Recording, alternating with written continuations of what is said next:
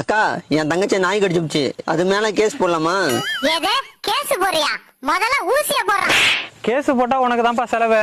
அது யாரு நாயின்னு பார்த்து அவங்க கிட்ட 500 ரூபாய் வாங்கிட்டு ஹாஸ்பிட்டல் கூட்டு போ. யோ, நாய் கடிச்சது அவன் தங்கச்சிய, வலி அவனுக்கு தான் தெரியும். 500 ரூபாய்லாம் பத்தாதியா? 5000 ரூபாய் புடிங்கிட்டு விடுப்பா. சரிக்கா. யாரு நாய்ப்பா?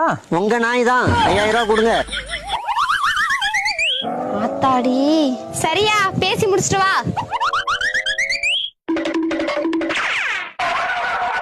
500 ரூபாயில முடிய வேண்டியது இந்த குந்தாணி 5000 ரூபாயில இழுத்துட்டு போற பாத்தியா? சரி, நீ வீட்டுக்கு போப்பா. நான் பணத்தை எடுத்துட்டு வந்து கொடுக்குறேன். சரிங்க. உனக்கு ஏதோ 5000 ரூபாய்? உங்களுக்கு இந்த மாசம் அரிசி வாங்க வச்சிருந்த காசுதான். உன் இடுப்புல இடி இறங்க.